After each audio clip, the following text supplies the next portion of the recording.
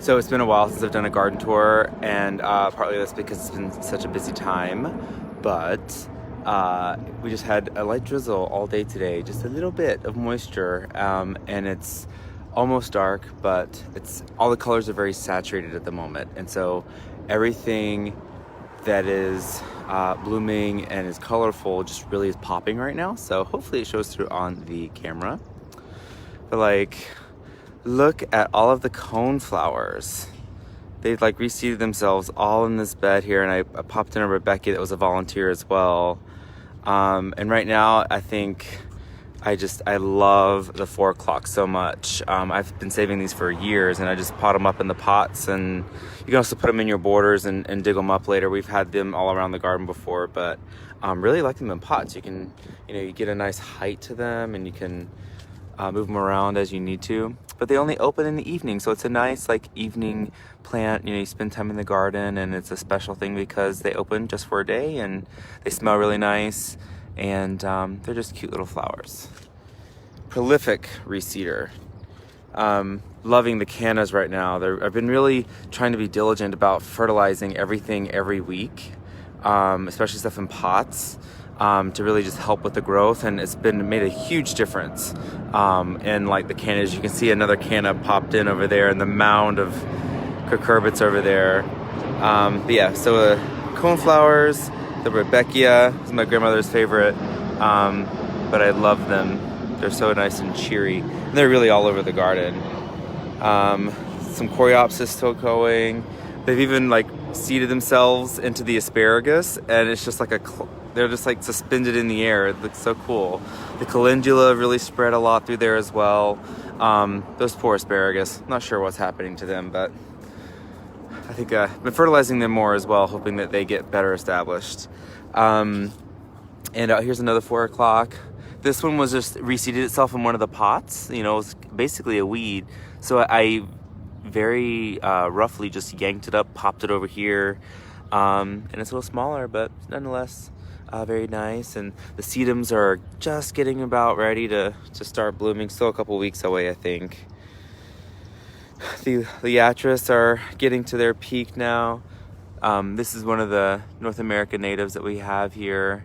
A lot of plants will bloom from the oldest bud, at the bottom and up, but the opposite is true for Liatris. The common name is gayfeather, or blazing star, so they bloom from the top to the bottom. So it's a little interesting in that way. And these are actually the original plants we lost because we moved them too close to these trees over here, in the deep shade, and these are just reseeded ones, and they seem to be pretty vigorous, so pretty happy about that. We're hoping to keep the drift going, so it will eventually one day be a lot more of them all through here. Got to remove the last of the poppies. The coleus I grew from seed are all coming up nicely. I think they're just so cute dotted in here. They really help fill the gaps, because otherwise I'm tempted to put yet another plant in there, and probably we will split some hostas and fill in some of these gaps, but the coleus were a fun way to just have some extra plants to pop around, get a little bright bit of color, and they have interesting leaf texture. So you have things that go away, and then you can just pop in an annual there. Problem with this rose, probably we're gonna have to replace it. It's tried its best though. And then like these Rebecca we got from our friend Francisco. Grew them from seed, popped them in the garden. He has them all in his garden, has just tons of them. They're so pretty, and I'm really hoping that they'll hybridize with the other yellow ones I have and get all different varieties sort of just scattered throughout the garden. The panicle hydrangeas are just starting to open, and I think they're a great combination with the butterfly bush. And it's been really nice to have the butterflies coming. We're also growing the native milkweed so that the butterflies can get some food, but also when the milkweed's done blooming, they still have nectar, but they also still have the leaf source of the milkweed. And you can see we got a couple of plants in here, big one over there. Those are some big ones there. It's over there. We just leave it wherever it is because I really struggle to get it established in the garden, and you know what? It can live wherever it wants because it does an important thing. But anyway, this is a nice little corner over here. Doing a lot of sitting over here these days just to look at all the nice flowers. It's always so lovely when you can see, something that started its life in your garden from as a baby, little seed. And then you just move them around and they're all happy, and you get to see the fun color combinations. The peaches are getting a really good size, actually. So we should have peaches in about a month, I guess, hopefully, if all goes well. This is what we used to think was, I should post a link to the previous videos I've done where I talked about this being an ornamental tree. It absolutely is not. It is an apricot we just discovered because we found a couple fruits on it, and I've already eaten them all. There was only 3 tiny ones. They're about that big and they were delicious. And yeah, so I'm gonna be really taking care of this next year to get a lot. There's so many side shoots. I should get a ton of apricots, but we're gonna have to give it phosphorus, and then we're also gonna have to prune it well. And also, because it blooms really early and the bees might not be out yet, hand pollinate. So that will be a fun thing to do. This has become a bit of a monster. We're probably gonna have to cut it back a little bit soon. This is pokeweed. It has these interesting flowers, I think. This plant is highly toxic if you were to eat it fresh, but you can boil it for like a really long time to eat it if you wanted to. Black Forager does a nice video about it, but it makes it a nice sort of tall, big plant, you know, pretty robust, has a taproot, so it comes back in the same place every year. We're probably gonna have to move this back against the fence just to give it some more room, but then it makes black berries, like purplish berries that the birds really enjoy. Got a more Fulicoleus tucked in there. This house is called Princess Diana. It smells lovely. Can't wait for it to open its blooms, which have just started. And these ones are just finishing. They've been blooming for, over 3 weeks now. We had some casualties in the hydrangea section, but the other one is doing really well. Some beautiful blue blooms. And the same plant also has a pink one, so I think it's a acid gradient in the soil because of the conifers over here. These just opened this weekend. I had this in a non-ideal spot in the garden. They were really shaded and they weren't very happy at all. And this is still a pretty shady spot, but it has a bit more room over here to tower up and get some sun. And yeah, I'm pretty happy with them. They're so lovely. I love all the little speckles inside, and it sort of is on the theme of the Asian lilies over here, or Oriental lilies. And then the jewelweed is just now kind of starting to do on a big flush of flowers. We lost a considerable patch from the heat wave recently, but it's helped reveal some more of the sedums in the back, so it's been kind of nice, actually. Some milkweed is starting to spread over here. Sorry, not milkweed. This is bee balm, Monarda fistulosa, and it's really great combo with the purple and the yellow there, and even the sort of hint of the seed head from the honesty plant I think looked nice with it. These will collect and scatter in this area for next year to have a cycle, because they're biennial, and you can see the seedlings here, so these will be next year's flowers. And so then we'll have a consistent like mass of purple flowers here in the springtime. So anyway, yeah, love that plant. It's not been doing well in this spot, so we're gonna have to try and maybe spread these or plant some more, maybe give it some more light somewhere, because it'd be a shame to lose it. It's so nice, and they have really attractive seed heads that the birds like to eat, and the bees just love it. Sometimes you can find a sleeping bee on it, but we don't have one on it today. More coleus. This hosta, magnificent as always. And then the peach trees over here do also have some fruit. Mulberries we pretty much left for the birds this year. The mulberry tree though, I mean, it's just a monster. It just keeps, no matter how much I cut it, it just keeps growing and growing.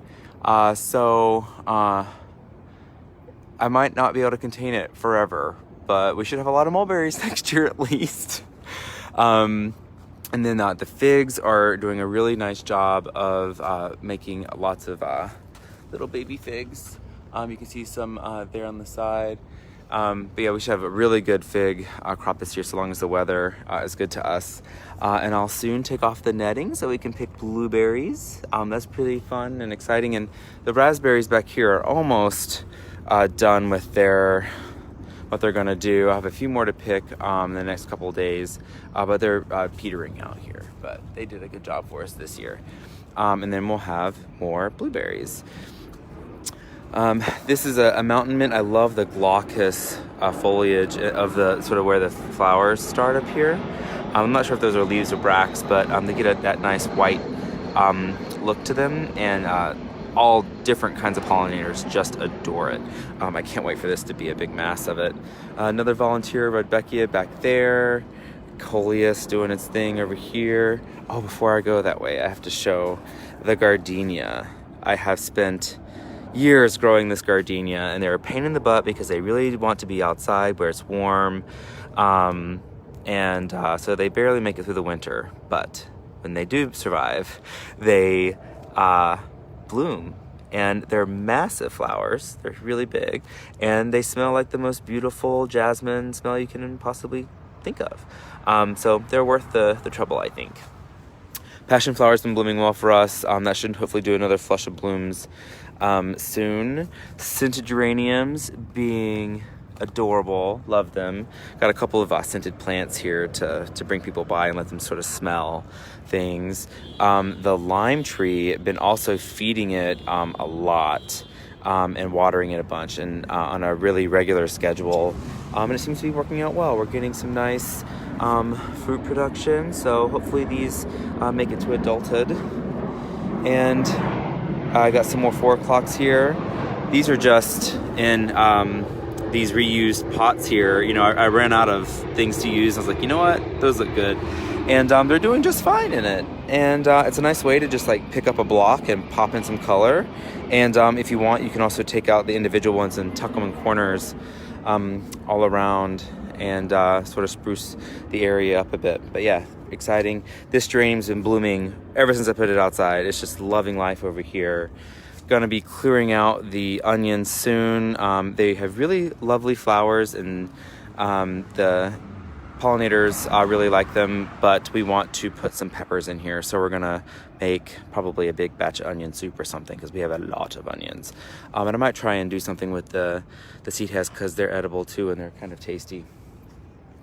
And these geraniums I propagated from other plants I had, and I had them in the windowsill all winter, and it's just so nice to see them thriving outside. And this one is called, I think, Gardener's Joy or Gardener's Delight. Bought it online, got really leggy, chopped it up, cloned it, repotted it, and it's still a little leggy, but I'm giving it some more supports, and it just opened. And look at it, all that effort was so worth it.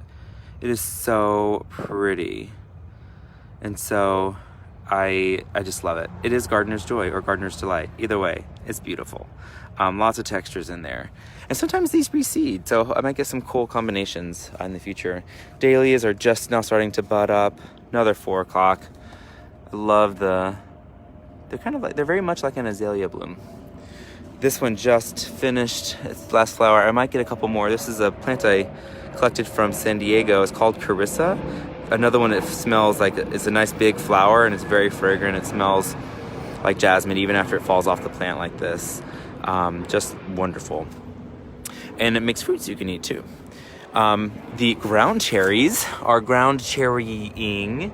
So we'll have ground cherries soon. I'm really looking forward to that. We haven't had a very bad problem with pests this year, which has been kind of nice. But as the weather continues to be nice and hot and warm, I'm sure they shall come in full force. And every year I lose every zucchini to vine borers. And I planted like 6 zucchinis in here in hopes that like it would be so thick that they can't get in there. So far, so good. And then I have like 6 cucumbers in the same 4x4. So you can see the cucumbers are going crazy. We're going to have to push this over here. Just letting them trellis up this trellis here because it makes it then really convenient to just come by and inspect in here and see where there's a cucumber, which I saw one earlier today. I have to show you. It's a little dark back here now, but we have a cucumber. So it's almost ready. It's a nice, good size. You can pick it now, but I want to let the bottom fill out a little bit more. But yeah, really excited about this. this just wall, and then I have a tomato tucked in here because why not? So I fertilize this one pretty heavily every week because there's so much stuff in there, and I put a lot of amendments in the soil too, just because I'm expecting it to work pretty hard. I tucked some cannas in here in pots. You'd never know they were in pots, but makes it easy for storage. And also fertilizing them. I love that beautiful color.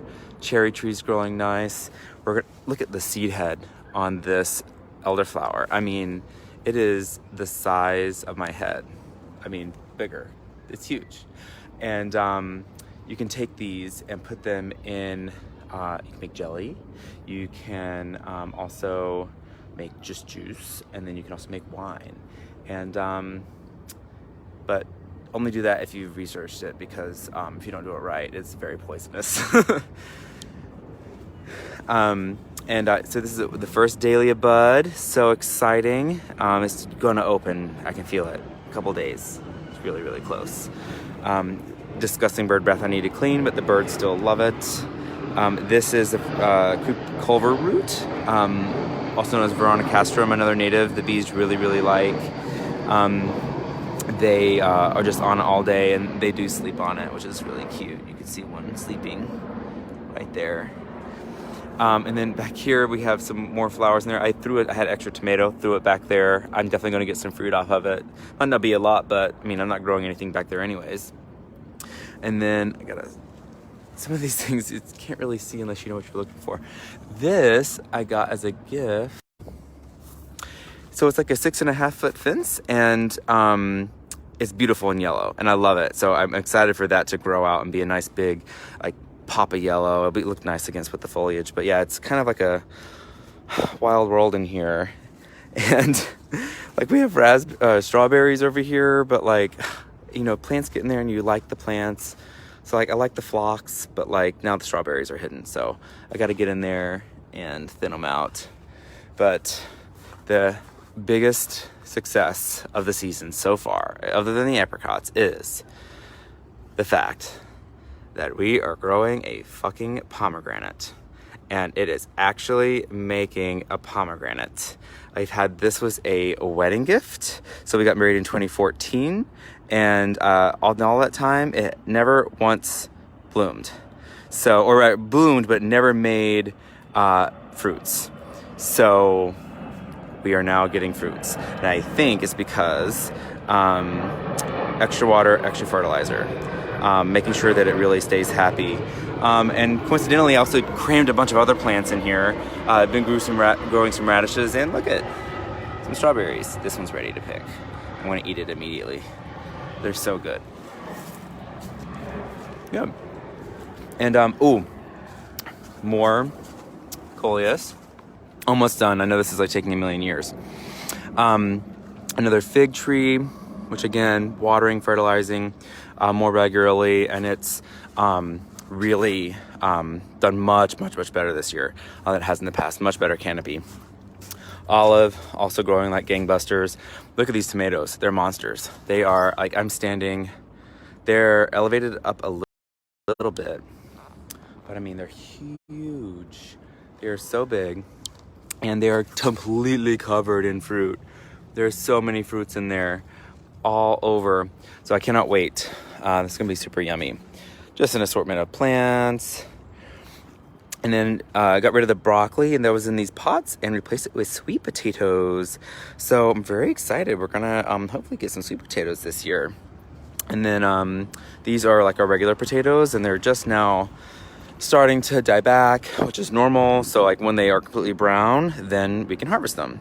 And yeah, these are like Yukon Golds. These are just some fingerlings that like sprouted from the store. Popped them in some pots, and yeah, we got some potatoes. So I did a little bit later than these other ones. So we'll harvest these first, and then we'll have some more potatoes. So looking forward to eating lots of delicious high-calorie potatoes. So anyway, it's getting dark now, but I just had to show folks how pretty all the flowers are, especially this time of night. They really sparkle, I think. And with that, I will say good night, and thank you for watching. Bye-bye.